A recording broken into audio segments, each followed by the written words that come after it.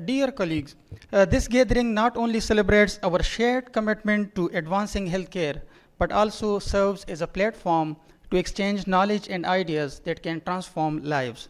Our next speaker for the session is an exceptional physician whose dedication and expertise have greatly contributed to improving patient health outcomes. Please join me in welcoming Dr. Anwarul Haq, Professor of Medicine, Hayatabad Medical Complex. Thank you. Assalamu alaikum.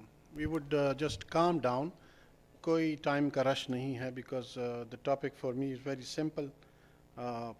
It would have been a single word, heparin.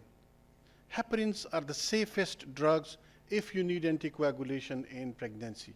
So the answer is heparin, and there is nothing to talk further about it. But the problem is, they have added the word effective to it. So effective, to be effective, we have to talk about it a little more. Now, where do we start? First, pregnancy is a prothrombotic state. Allah has created this state because of the reasons that there is a chance that pregnant patients, for multiple reasons, would bleed. So Allah has given them this prothrombotic state. This is an advantage as well as a disadvantage. Why is it a prothrombotic state? Because of three things. Increase in these factors, reduction in these factors, and some other things like venous stasis, endothelial injury, uterine enlargement. To be very honest, these three things combined make the Virchow's triad. And an old man, Rudolf Virchow, had named this thing that these three things are needed for somebody to have a thrombotic illness. Now, who needs anticoagulation? Very simple. Those who are at high risk of deep vein thrombosis. Not all pregnant females are at risk, though they are prothrombotic, but they are not all at same risk that they need. But there are reasons, for example, those who have a history of venous thromboembolism, those who have prosthetic heart valves, those who have atrial fibrillation with a high CHA2DS score, left ventricular dysfunction with a previous clot inside, or a history of fetal loss secondary to thromboembolism. Anticoagulation in pregnancy is a bit challenging. So, why? Because of the potential teratogenicity, because of the dosing complexities, because of the anticoagulation around the time of labor, because of the unpredictable onset of labor, and because of sometimes needed neuraxial anesthesia for labor pain. I could have made it very simple for the obstetricians, but then I want to be required for consultation. So my need should not be obviated. Now, these are the guidelines I have taken the things from. And what is coming up is an overview of the anticoagulant choice, why heparins have been chosen. A single slide would explain that thing. Timing of the starting, administration during pregnancy, prevention and management of complications, labor and delivery, what to be done in that time, postpartum and breastfeeding, and there are certain specific scenarios. So, we know anticoagulants, you can classify them on the basis of whether they are oral, whether they are parenteral, their mechanism of action, and whether they are old or they are novel. The term used to be NOACs, novel oral anticoagulants. But that term is now obsolete because they are not novel anymore.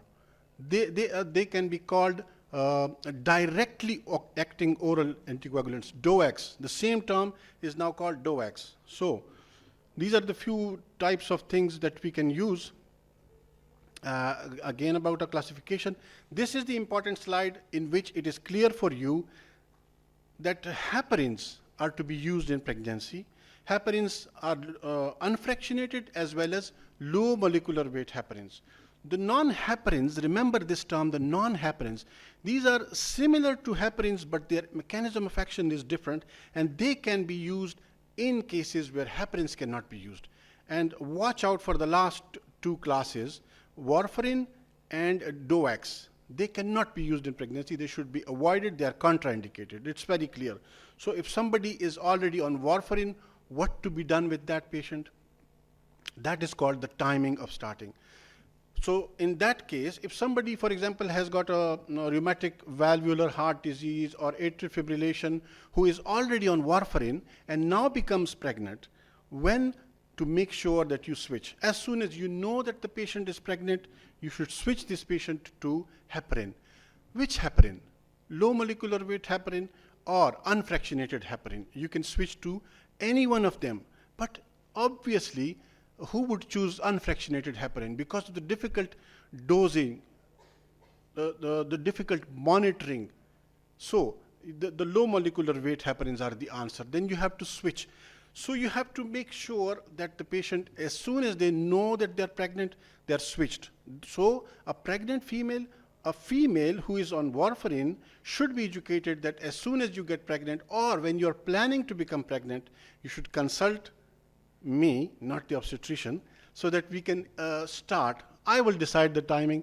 The timing is pretty clear. As soon as they know that the patient is about to get pregnant or during the pregnancy, there are times the obstetricians know that there are times the females, they don't know that they are pregnant.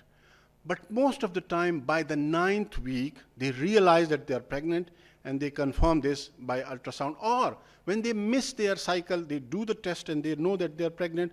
So immediately they should switch to low molecular weight heparin. All of you know a term, warfarin window. Time is too slow. Warfarin window. I hope you have started thinking about the term warfarin window. That is a different thing, warfarin window. When we give cover to warfarin in the first 3 or 4 days, because it reduces protein C and protein S, we give them cover. That's called the warfarin window. But I have devised this term a bit differently. Though people don't agree with me, I call this as warfarin window. If somebody has got, is needing warfarin, for example, the cardiologist would never allow you to switch the patient to any other anticoagulant if the patient has got a valvular heart disease, prosthetic heart valves. So they would say, no, continue with warfarin. So, but you cannot continue with warfarin, especially in the time when the patient has, when the pregnant female is developing organs, organogenesis. So in the first trimester, warfarin is contraindicated. And again in the last trimester, in the last 2 weeks, because of the unpredictable nature of delivery, labor starting, the patient is at very high risk of bleeding. So again, in that time, you cannot give them warfarin.